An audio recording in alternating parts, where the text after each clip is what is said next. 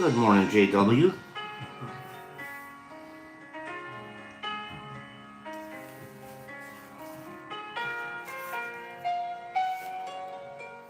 Good morning, Nerdy. Good morning.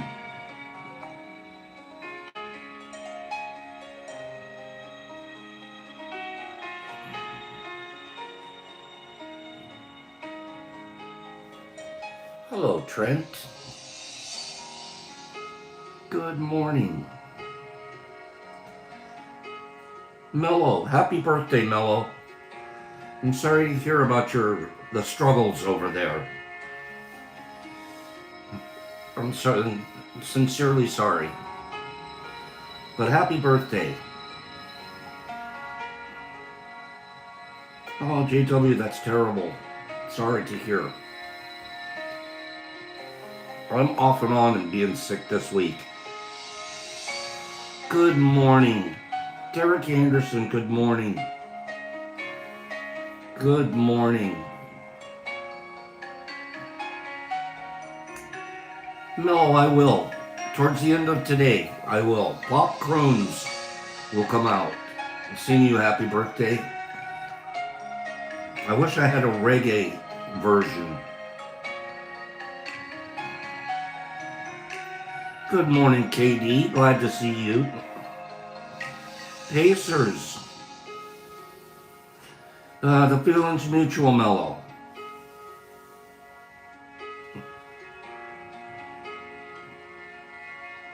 Good morning, everybody.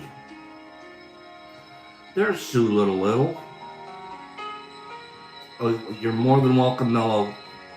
There's been a few people over on the IG chat page. I like that, nurse. I like that. It's transfer. You did transfer DNA.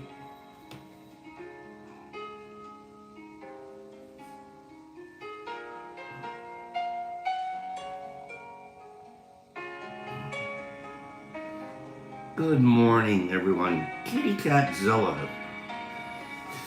Good morning, Mr. Marmars. Your bunny had 7 last night. So those bunnies are basically, you'll know their birth date pretty easily. They were born on your birthday.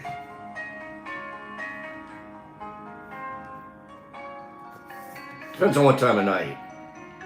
But you could just move it up a day and say, yep, it was on my birthday. Good morning.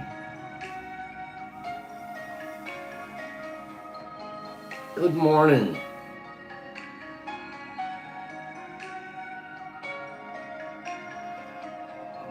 That's funny, nerds. That's really funny. Good job. Good morning, Kello. Derek Anderson.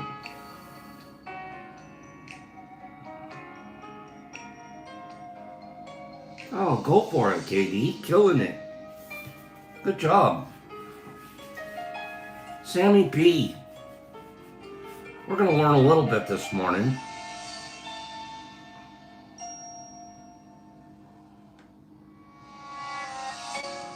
I get it, Mello. Good morning, Kimberly. Good morning. Well, there sure is good news for, let me turn this around. There sure is good news this morning for the SNAP benefit people. From my understanding, all of the cards should be fully loaded by Monday. Okay?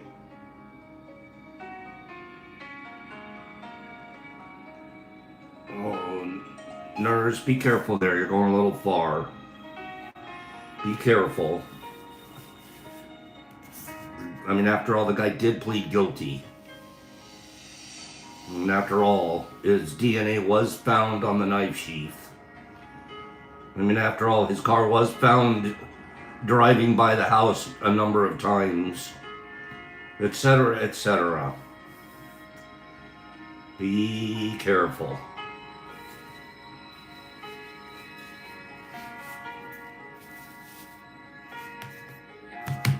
Good morning.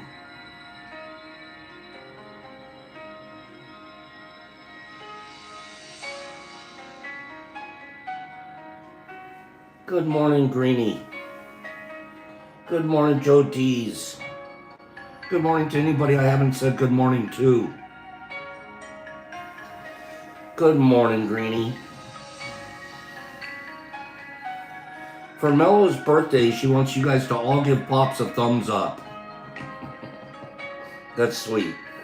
Good morning, Carney. Good morning,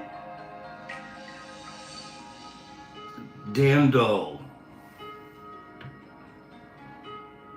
So yesterday, my friend, as I drove her to the airport, talked about you guys the whole time there. She's a lurker. She's a lurker. We don't really hear from her. But boy, do you guys make an impression that you don't even realize. See, I get to realize it because I get to read the comments that are directed sort of towards me. But it's really hard for you to relate to what kind of an impact you guys make. Especially, I'm speaking to the regular people that show up here every day and always have a good and kind thing to say to each other. That's, you guys are setting a good example. We forget about the lurker crowd. We do. At the end of the day, I look back and there's 400 or 500 views to each live for a given day. There are a lot of people watching. There are a lot of people that pay attention to what you guys are doing, intermingled with each other. Good morning, Uzi. It made me so proud of you guys yesterday. Homeboy. Currently on a break. Okay. Nice to see you. Anthony Hunt was lurking for a while. Anthony, you're such a good guy. I feel like you're a good cook, too. That's where I learned to cook, was from my mom. Kind of like what you're up to. Good morning, Wisp Away. That's a cute name. See what I'm talking about, Cyber Jolie? Yep. People are paying attention and you don't even know when people are watching you. Especially in social media. Especially in social media. 40 people, 25 likes. Vaggie. I get it, Anthony. It was mine too. I used to love. She'd sit in a room near the kitchen and yell in cooking advice. She was quite a cook when she could do it. And she would coach me from the other room. Now make sure that you stir the pot, but put it on low. Yeah. Excuse me, I'm still working with this cold here. Good morning. For those of you that may notice, Billy D's not here this morning. Billy D is not here this morning. He wrote to me. Excuse me. He wrote to me this morning. Excuse me.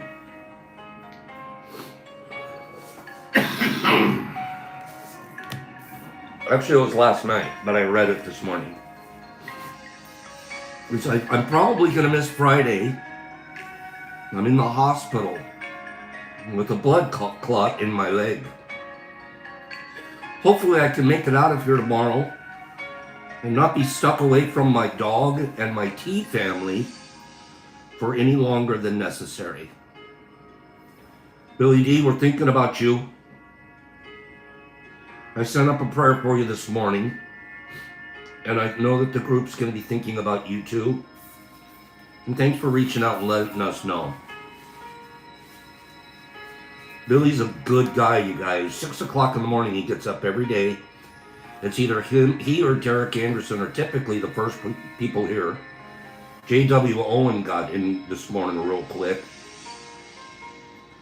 Nerdy's always here super early. But if anybody wants to put a comment out there for Billy D, I'm sure he'll be reading them later. If he's not watching us. Okay? Billy D.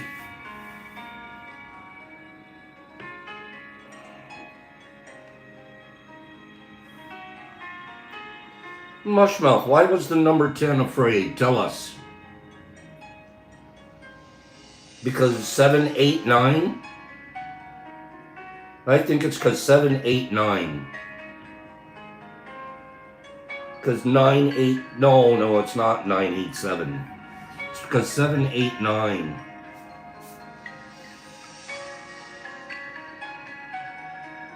Because it's between 9 and 11. 9, 11. Oh, I get it. 9, 11. Okay. All right, I wish I was laughing harder. Thank you for that one. Yesterday we were talking right as I was leaving. We were just finishing up our little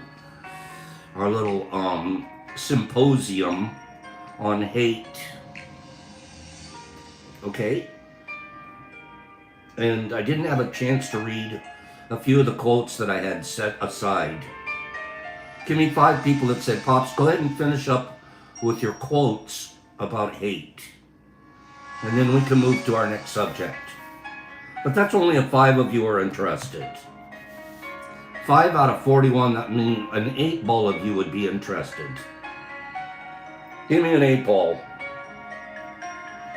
Give me an 8 ball, would you? Okay, there's a plenty. That's plenty of 8s. Here's a few quotes. Let me turn this music down. It's never too loud here, but when I watch, once in a while I'll watch the show back, and it's like blaring. It's like, Pops, turn the music down. Hate is too great a burden to bear. It injures the hater more than it injures the hated. Martin Luther King said, darkness cannot drive out darkness. Only light can do that. Hate cannot drive out hate. Only love can do that.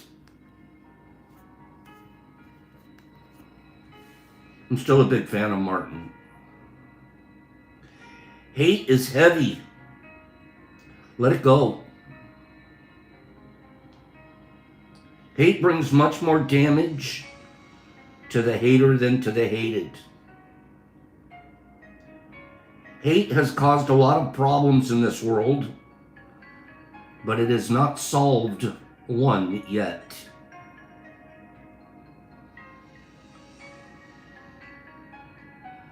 Hate smolders, and it eventually destroys the hater. Hate is a weak emotion.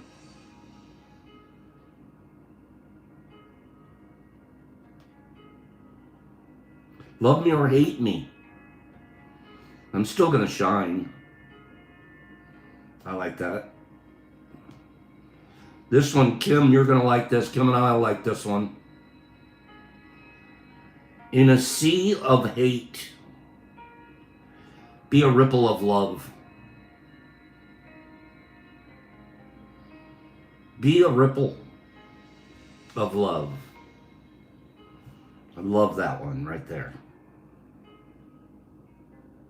Hate no one. No matter how much they've wronged you. Live humbly. No matter how wealthy you become. Think positively. No matter how hard life is. Give much. Even if you've been given little. Forgive all, especially yourself. And never stop praying for the best for everyone.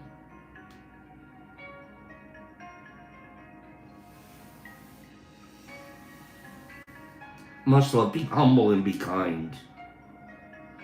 It is better to be hated for what you are than loved for what you are not. Oh man, that one hits home for the old hypocrite here. The love that was given to me when I was a hypocrite, I didn't earn, I didn't deserve, and I knew it deep down inside. Have no tolerance for intolerance.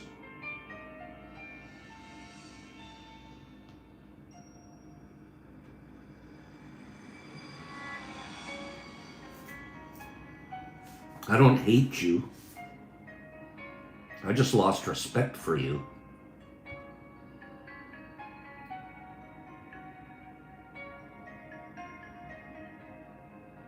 Hate is like acid. It can not only destroy the vessel in which it is stored, but it also destroys the object on which it is poured.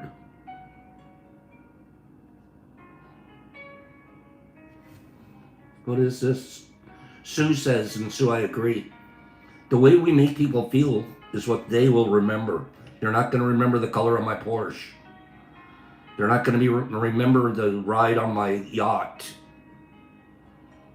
They'll remember the kindness that I gave them in their times of hurt and trouble.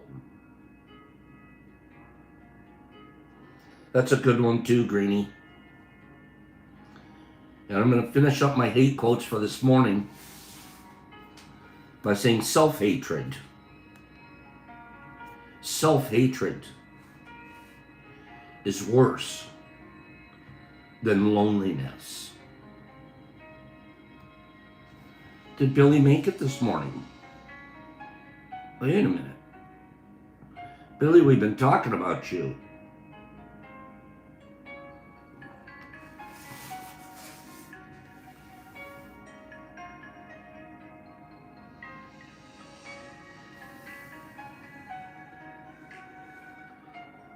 Let me finish with one more. This is a good one too. Hatred is never anything but fear. If you feared no one, you would hate no one.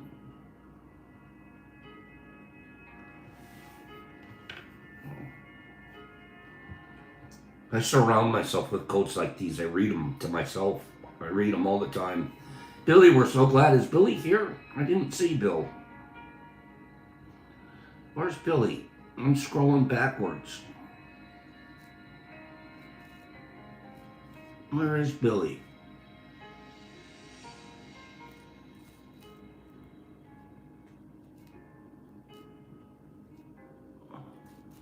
Why am I not seeing Bill? Am I? All messages, yeah.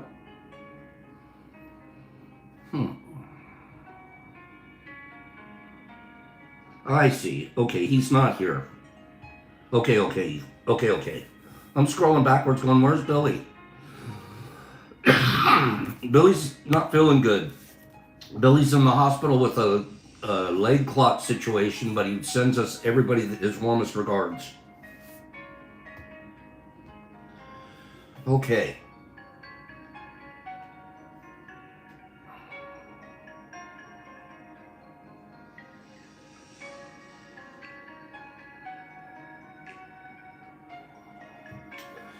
Let's start talking about psychedelics for the first part of this morning.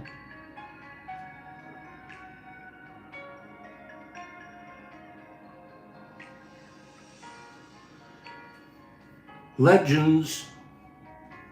No, I'm going to do this one. Home field advantage. We're so back, microdosers. After the latest splash of cold water, We just got the first clinical trial where patients microdosed LSD at home for major depressive disorder. This time, it's hard to deny that it worked. Depression symptoms dropped 60% on average. And the benefits lasted up to 6 months after the treatment ended.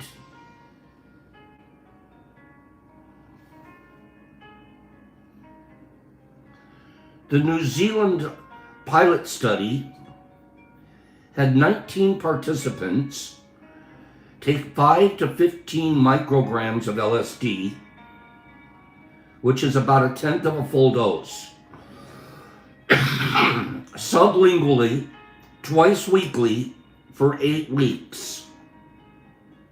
MADRS scores showed improvements starting at week 2 and stabilizing by study's end. But wait, there's more. Anxiety also decreased by 50%. Rumination fell by 15%. And aside from one participant who withdrew due to anxiety, no serious adverse events were reported. So far, most microdosing trials have been in supervised lab settings, which don't reflect reality. Yes, this study is limited by its small sample size and its open label design, but it was a pilot phase.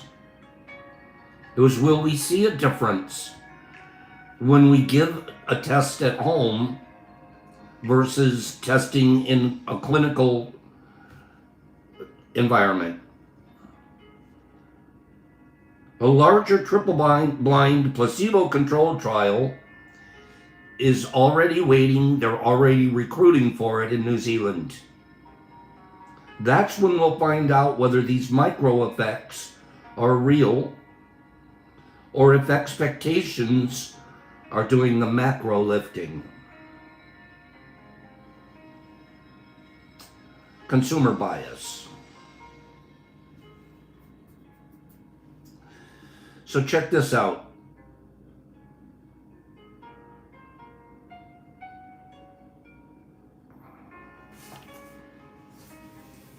It's, oh, Jesus Christ. How New Zealand can go float a boat. Check this out.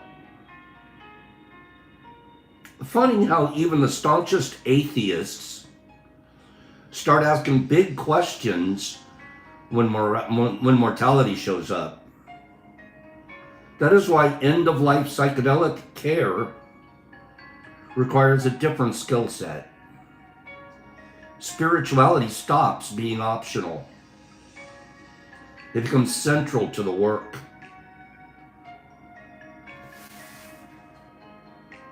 It's a huge area that they're really working in now, is end-of-life care with psychedelics.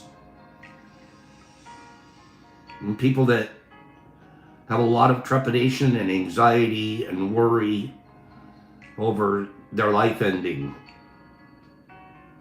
I mean, where it's literally could be debilitating. So they have found that we're introducing psychedelics into that transformational stage of your life. And what they're finding in the process is that people, even the staunchest atheists, are turning to some level of spirituality. There is a 3-session live online course available to you. You'll learn how to support clients through the powerful transpersonal states that arise at end of life and in psychedelic journeys. Sometimes that will even include integrating experiences that defy the person's core beliefs. Classes start Tuesday, 11/18, scholarships are available. You want to get yourself one of your first certificates? You want to get yourself involved? You want to learn how to help people at the last phase of their life? This is going to be a really good class. I'm going to take it. 3-session live online course. Starts 11/18. Okay? How do we get there? Go to Tricycle Day newsletter. Just print in Tricycle Day newsletter. And it's today's newsletter. It's a nugget of information at the very top of the newsletter. And they give you a link there of where to go to be involved in the course. Tricycle Day newsletter has the information at the very top of today's issue. Okay? And you simply click on that. Let me see.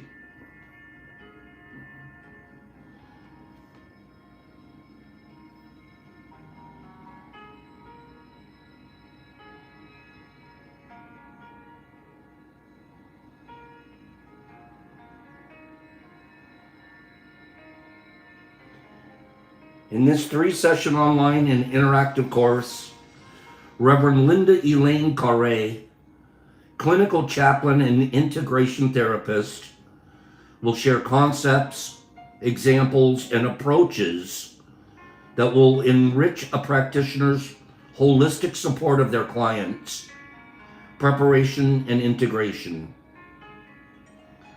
Participants will gain an understanding of what spirituality is and is not, and why it's essential and inseparable from truly responsible and skillful psychedelic integration, especially at the end of life. So check that out. If it's ringing a bell for you. Go inside. Let me ask you guys a real quick question. How many of you during your spiritual journey or journeys, how many of you wear a mask? Cover your eyes. Mask up. Just give me a quick thumbs up if you do, or a thumbs down if you don't. I'm going to tell you, I never have. I never, ever have.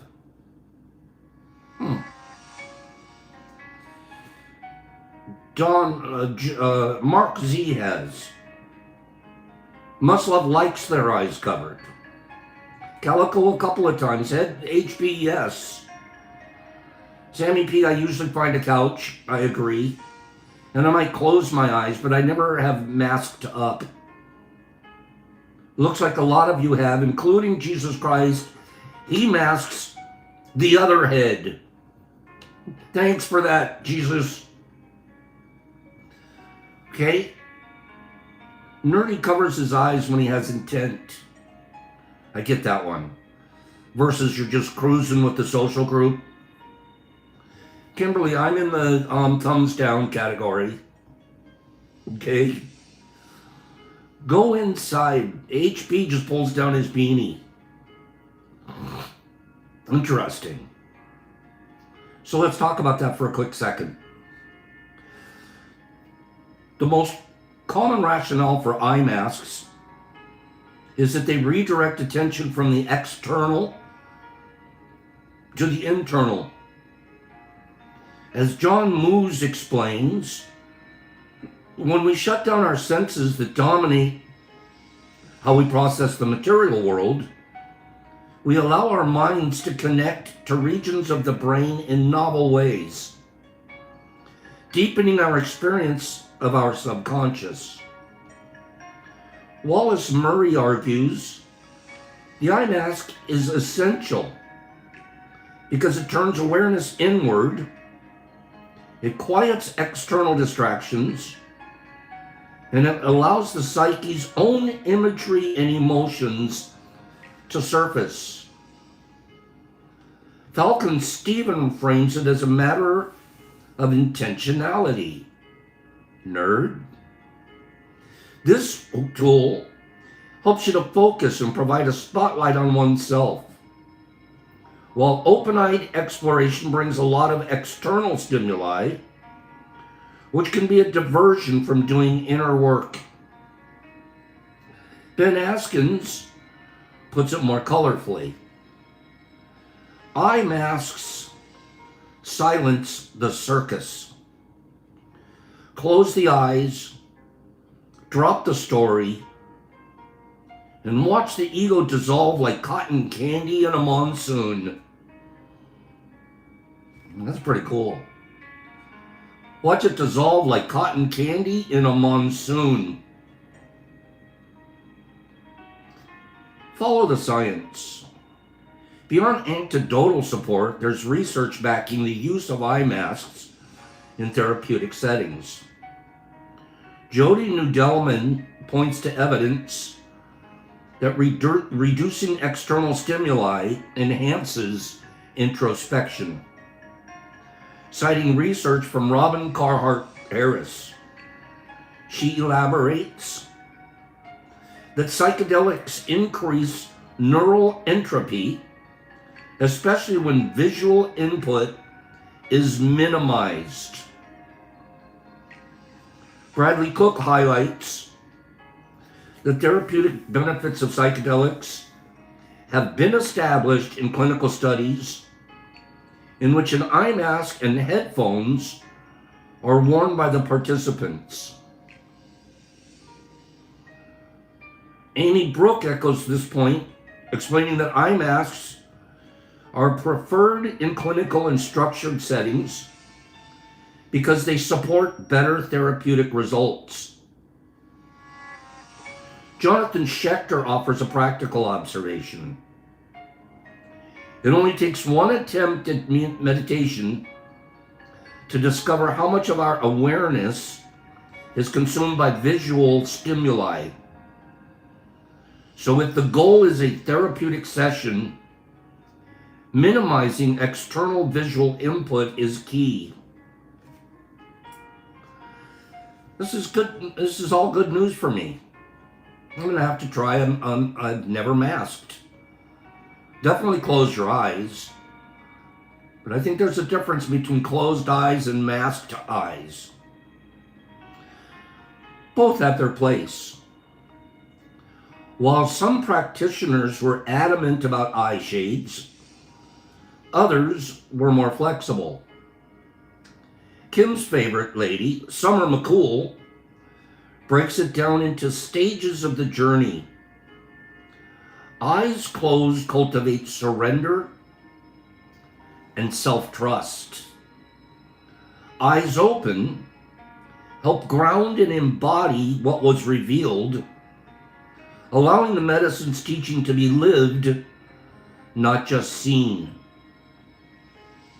Scott Dean agrees. Eye mask time helps you dive inward. Open eye time helps you come back. Both serve the journey. We use each when it supports the intention of the moment. Laura Watson describes using the mask as a tool for powerful transition. It helps us experience and practice taking ourselves in and out of immersive inner work. This is a great integration skill to learn. Kim's other favorite lady, Terry Rowe LaFrambeau, keeps it simple. There can be very beautiful and meaningful experiences when you are internally focused. eye mask on, and with open eye exploration. There can be beauty, healing, and profundity with both. So our take. Why do clinical protocols insist on blocking visual input with eye masks while simultaneously pumping auditory input through headphones? If external stimuli are such a distraction for the eyes, why do the ears get a free pass? I think that's a great question. None of you guys asked that. But what about headphones? The yoga tradition may have something to do with this. Between the outer practices, for example, poses and breathing, and the inward ones, progressive stages of meditation, there's a middle step called pratyahara, or sensory withdrawal. If the goal is discovering your true nature, then we'd agree. Turning down the external noise makes sense. Then again, maybe you already know who you are. Maybe what you're seeking is fresh perspective on the world around you. In that case, go ahead. Ditch the shades and feast your senses on the world around you. As usual, the right choice starts with clarifying your intention. After all, beauty, whether you're looking inside or outside, is in the eye of the beholder. I'm glad Nerdy went straight to intention. It's about intention. A lot of it has to do about intention. Are you intending on just having a beautiful, good time? Or are you intending on doing some deep spiritual work? Seems like doing deep spiritual work with the mask on is more effective than not. That's a lesson I just learned.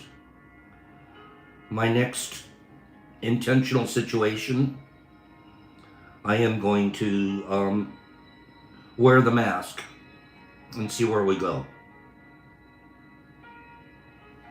Good stuff. Excuse me, that's really good stuff. Give me 5 people that love how much we learn about psychedelics here together. We do a lot of learning about psychedelics here together.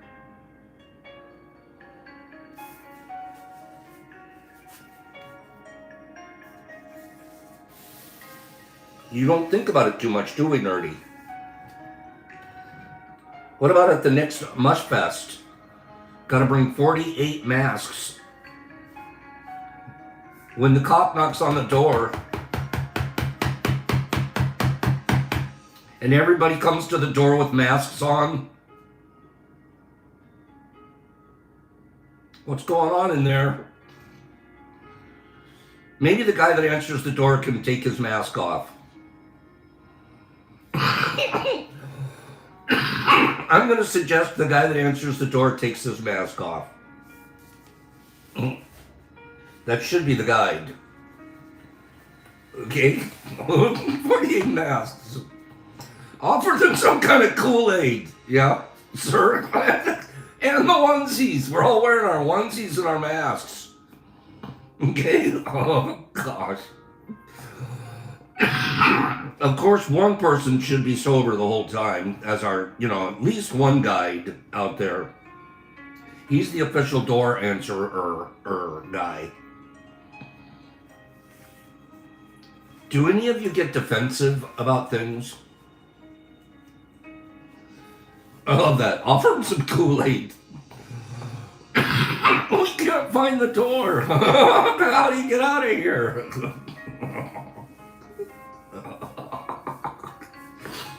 I can't imagine being the police officer or whoever. How 48 people walking around with their onesies and their masks on. That's funny. Bubblegum, there's no way you're going to be the sober guy. No way.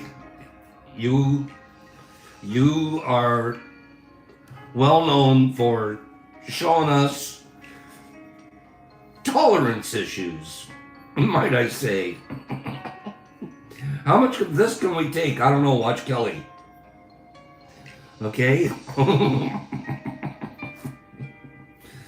Any of you guys get defensive?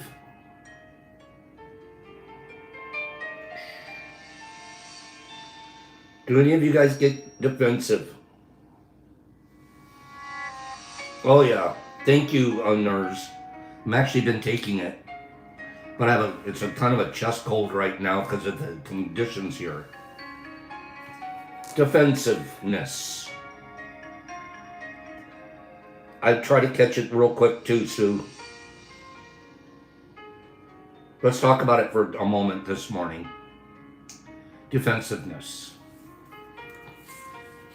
It's not a pretty thing. You can spot it in someone else. Oh boy, that guy's being defensive.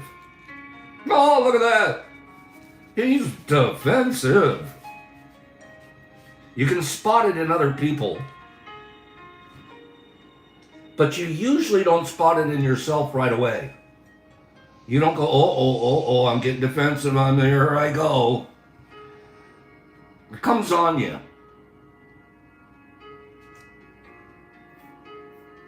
You know why? Because at its core, defensiveness is a way to protect our ego and our fragile self-esteem. I'm going to say that again. When you see someone being defensive, including yourself, recognize that they're doing two things. They're protecting their ego. And they're protecting a fragile self-esteem. The people that I've known in my life that get the most defensive, the easiest, are narcissists. Narcissists have an incredibly low self-esteem. It's one of the keys to being narcissistic. So they're always trying to be in the limelight and look at me and tell them the stories, and it's all I messages because they don't really feel it. But if they can bullshit their way to it, maybe some other people will believe it, and now I can believe it too.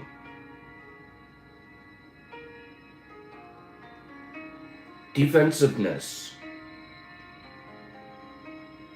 Our research team member Ellen Alley explains that our self-esteem is considered fragile when our failures, mistakes, and imperfections decrease our self-worth.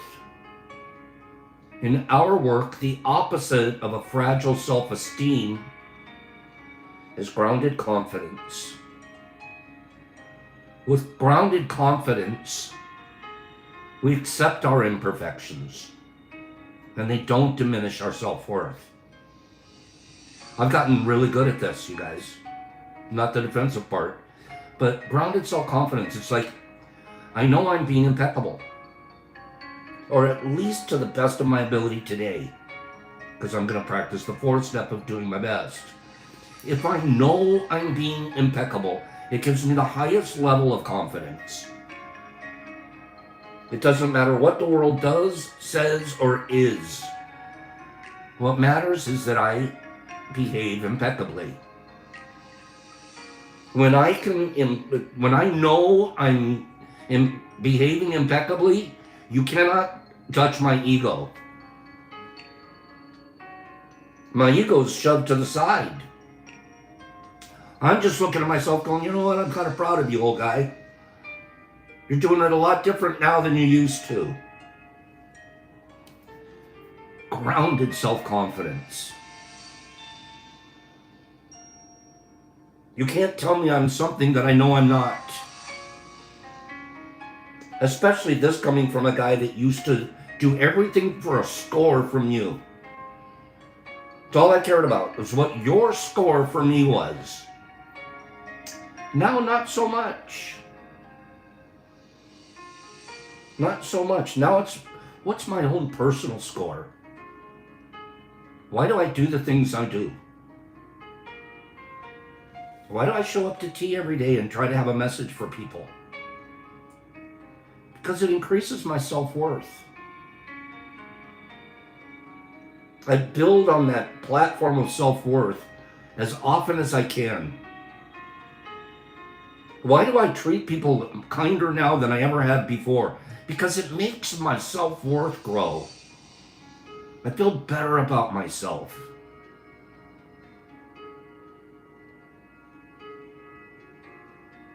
I accept my imperfections. I go, boop, I made a mistake. I can accept my imperfections and my flaws so much easier, so much faster. And usually I can change them by just taking them out of my program. It makes sense that defensiveness occurs in areas of our life where we have fragile self-esteem, or across several areas of our life if fragility is more general. Any perceived call out of our weakness is experienced as an attack on our self-worth. So we fight hard to defend against it. I guess that's because you took something personal. You're being attacked. No, there's somebody that has a serious problem and they are in their problem. It's not me.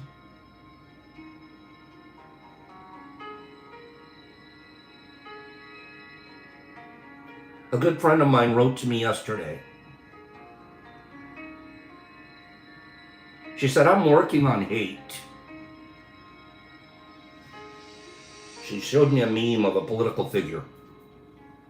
I'm not going to name the figure because I don't want it to be political. This isn't about political, it's about reframing how we think.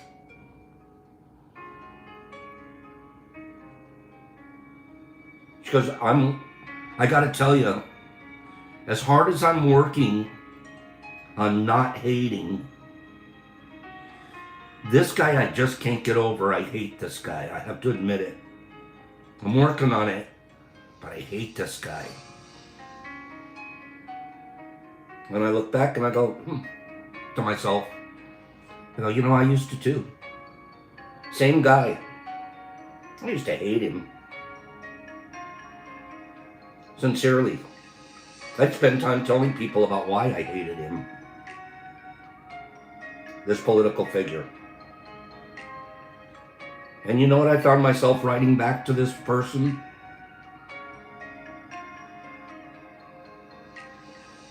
That person that I used to hate, I now see through a different lens. They are mentally ill. That person is mentally ill. And they're living in an ethical wheelchair. Could I possibly go to a mental institution and see one of the people that are wearing a straitjacket and bumping their head against a rubber wall? Could I possibly walk in there and look at one of those poor patients and have hate for them?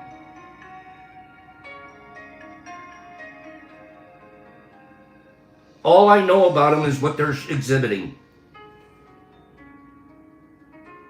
An illness. How can I possibly hate them?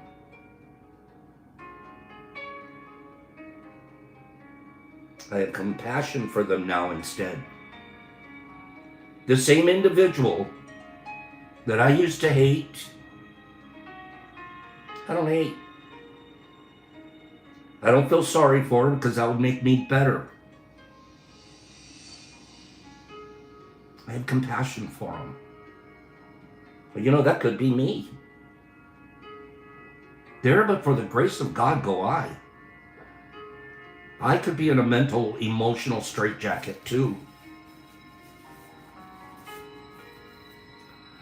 When I get ready to hate someone, I remember that. I remember it. I go to a mental institution in my head. I go to the One Flew Over the Cuckoo's Nest. Would I hate any of those patients? I couldn't possibly. So I see the person in an emotional straitjacket that literally, at this point in their life, has shown they don't know any better. It would take some instruction. It would take some willingness to change. And the change is available. The change is completely available. We found it here, I did, in the 4 agreements. It changed my life. Because I came up with a new way of thinking, and I eliminated a great deal of defensiveness in my life. In order to limit our exposure to information that differs from how we think of ourselves, we get defensive, and we over-justify, and we make excuses, and we minimize, and we blame, and we discredit, and we discount, and we refute, and we reinterpret. Instead of just saying, hey, maybe what they're saying has some truth to it. If I'm grounded in self-worth, guess what opens up? If I'm grounded in self-worth, which of these 2 body parts open up first? Your mouth or your ear? Which one? Which opens first if you're grounded in self-worth and self-confidence? Which opens first of your body parts? Heart for sure, but your mouth or your ear? Of course it's the ear. Our ear will listen. It won't, but wait a minute, that's not me. Let me listen. Let me hear it all the way through. Let me own the parts that are my character and my flaw. And if I truly don't like them, I can change them. Instead of being defensive, I can actually be grateful. Thank you. I know this is going to surprise you, but you didn't piss me off. You just gave me a place to work on. Some notes.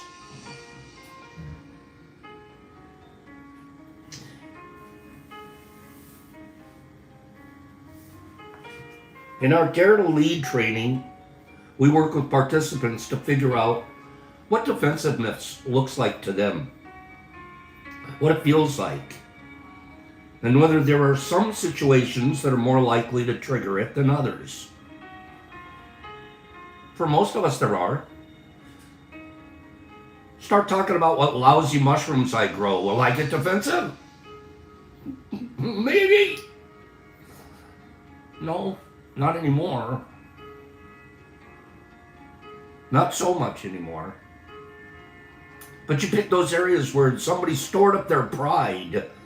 You prick at that, you're gonna probably get some self-defensive if they're not in training and in working on their mental wellness. To increase self-awareness, see, that's the key.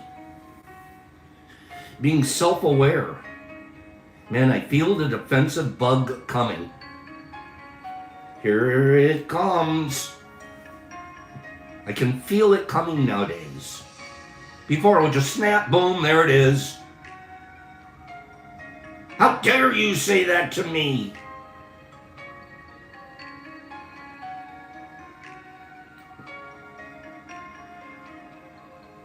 to increase self-awareness, we ask folks to think back to a time when they received, when they received difficult feedback, and they try to remember what their bodies were doing. What thoughts were coming up? What emotions were they feeling?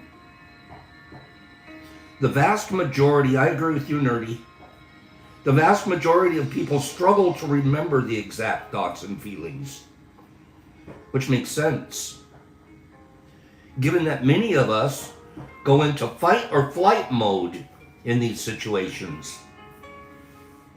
Oh, yeah! Yeah! I forget what emotions and things I'm even feeling. Or if I'm slam the door and leave the flight, I forget what it was. What are the emotions? What are the things that caused me to react this way? I don't know. I'm either fighting or flying because I'm being defensive. However, for the most part, people can at least remember their physical responses. I remember I put my fists up. I remember I slammed the door. I remember I crossed my arms and stopped receiving.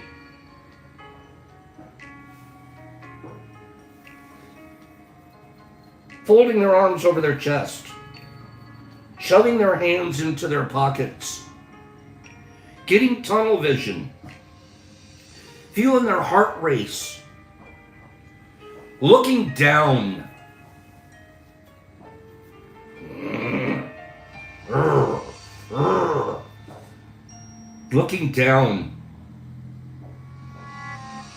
getting dry mouth. These are just a few of the physical responses of defensiveness. It's worth thinking about these physical cues that show up when you're experiencing defensiveness and devising a strategy that can help pull you back to this moment. Every time I cross my arms, I'm probably not receiving. Especially if I'm in the midst of correction, criticism, constructive criticism. You can even see a face change. Looking down, shaking the head like you don't agree. The ultimate defensiveness comes from the slammed door. That's it, I'm out of here. Slam! We talked about it the other day. Our doors take a lot of abuse. When I get defensive, I often get tunnel vision when I start planning what I'm going to say instead of listening. In our defensiveness, we stop listening. Our ears close, and our brain turns on all of the rationalizations and excuses. I can't wait till this son of a gun's finished talking, because I got an earful for him. And you stopped receiving. You stopped your self-awareness.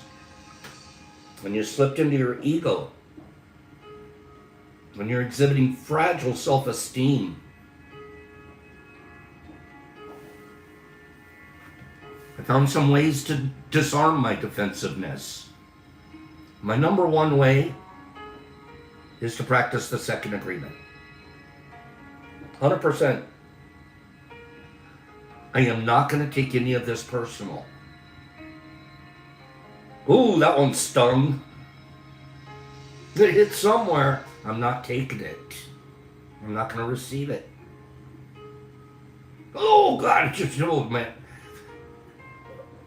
When you say I'm not going to receive it, the arrow just missed. It grazed you. You knew it was coming. but it missed because you chose to not receive it. You cannot be offended unless you choose to be offended. You cannot be defensive unless you choose to be defensive. What can I do with my body instead of crossing my arms? Crossing my arms, I'm going straight to defensive. What if I subtly opened my palms? Because you're usually like this in defensiveness.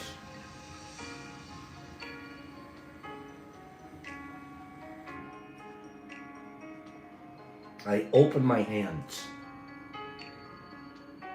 It's one of the first things I would ask you to do if you're feeling defensiveness coming on. Open your hands. There's a release there. Do it as you're sitting there right now. Do a real tight grip. I mean this. Help me out with your exercise. Do a really tight grip. Ugh. Think of the last time you had to be really defensive. You're defending yourself, your property, your territory, your integrity, your ego. Open your hands. If you don't feel a release, then I'd be surprised. I feel it literally.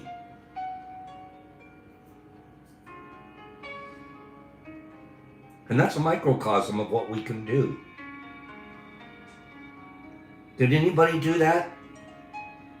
Give me 5 people that did it. Oh, Higgs, you did it? It's amazing how if we open our hands, somebody's coming at you. They're bringing it.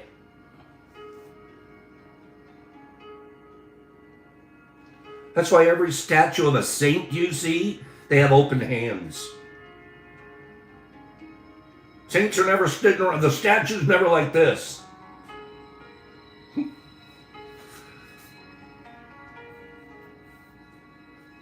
You did it, Greenie? You did it? It's pretty cool. It's pretty cool. It works.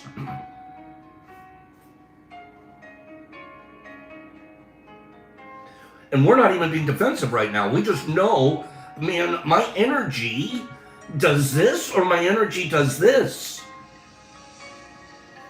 Wow. It totally works, Eggs. It's like, man, it makes me feel like I want to be the Pope. Just go around, oh! I've never seen the Pope with fists. Well, that's right, Ed, but HP, it's chi. It's an internal energy. But I've never seen the Pope do fists. Dude's always got open hands. The Dalai Lama guy, their hands are always open. I want my hands to be open all the time too. I want my hands to be open hands. Open hands will give me a more open heart. Subtly open your palms. Even if your hands are hanging by your side, or you're just sitting there on your lap, just open your arms, open your hands. Someone's talking to you, you're receiving, and you're going straight to my second agreement. I'm not going to take this. I'm not going to take this personal. You do that just 2 or 3 times, and you're like, scoreboard. Man, I won that one. Inside yourself, not with the person. I won. Do you think that your self-esteem will go up?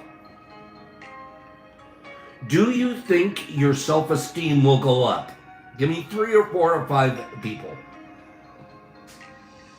When you successfully don't get defensive, what's going to happen? to your psyche. You're going to say, I won that one, man. I handled that correctly. I handled that in the least offensive way I've ever handled it before. And if I can do that, I can do it again. And again, and again, and again.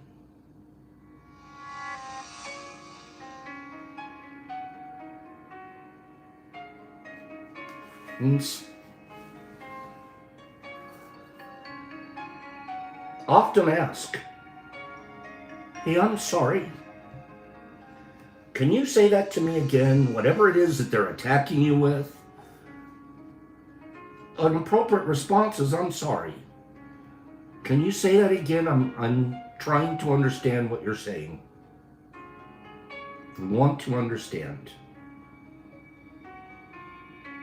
That shuts down an attack faster than you can ever imagine.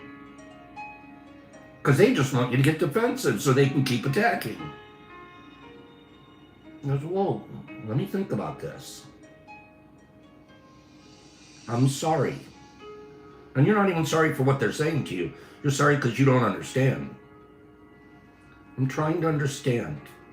Not I'm understanding where this is coming from, because you're attacking back. I'm trying to internally find out what part of me that you're saying is accurate. Wow, I get it. You were right about that. I'm going to work on it.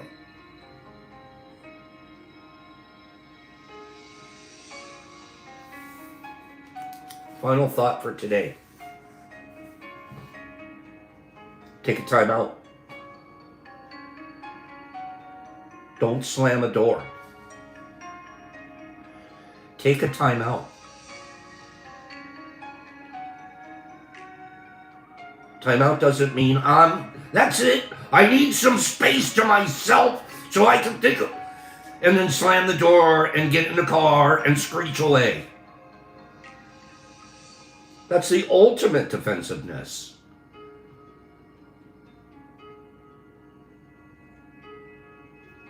Do this. Practice it.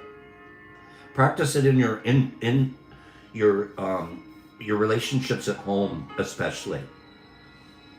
Because we do it with our significant other. We get off the rails because it's become your normal pattern of communication. You holler at each other. I got hollered at, I'm gonna holler back. And then it's Hollerville. And nobody's listening. Ears are closed. Doors are gonna be slammed. Feelings are gonna get really hurt. And it happens all the time. Well, they should understand me. Maybe you should understand them. Maybe you should see them in an emotional straitjacket. And it happens because we live with the people. And it becomes normalized.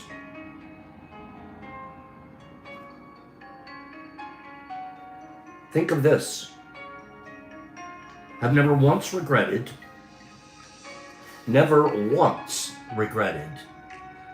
calling a timeout at home or work. Not once. I've never experienced a little time and space being a bad thing. But I have plenty of regrets the other way around. Okay, can we circle back on this in 20 minutes? Okay, how much time do you need? Take some time, think about what I've said to you. Don't get defensive. Take all the time you need to think about this. We'll circle back and continue this mature, non-ego inflated conversation that'll help us grow as a couple. How much time do you need?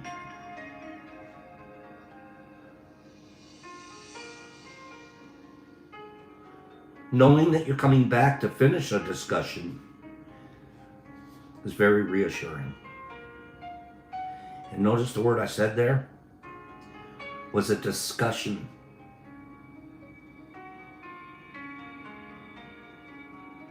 Because you're dealing with two mature people that are working on not being defensive and having their ears open and rippling love to one another, even in a difficult situation that needs to be talked about.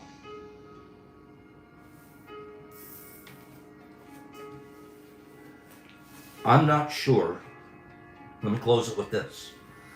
I'm not sure that there's a more brave sentence in the human language than just saying to somebody, I'm hurt.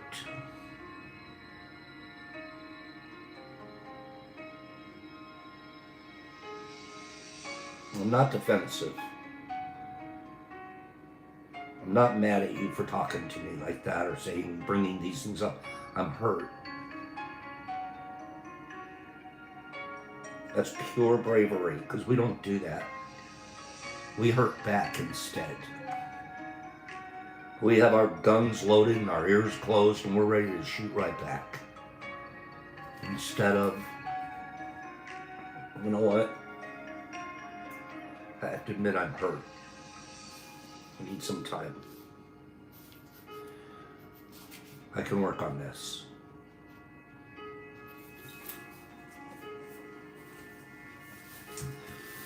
Give me 5 people that liked today's stuff. And another 5 that are going to miss the tea crew until next Monday. We have Mellow out there. Mellow! Happy birthday to a Jamaican yellow. Mellow. Happy birthday. Her bunnies had babies. Happy birthday. She's really sweet. Happy birthday. It's a tough on her street. It's tough on her street. But happy birthday. Happy birthday to Mellow. Good show. I love you guys so much. I mean that sincerely. Can't even tell you. I was going to bed last night. I was going, man, I love the group. It gives me such an opportunity to, I want to practice what I preach. I get to practice, man, I'm going to see defensiveness coming now. I'm going to be seeing it coming now. And I'm going to work on this one. Because I can feel it. I'm not even in the middle of a consternation. I just already know it works. So let that go. Let it go. Aaron and Nerdy and HP and Jesus Christ and Herbs and Joe D's. Niffy, I love you, Niff. Nice to see you. Bubblegum, Kello, Anthony Hunt, Michael, Sean T. Patterson, we shall continue. Classic and Anthony and Must Love Music and Derek Anderson. I'm going to say Billy D at the same time. Billy, how you doing?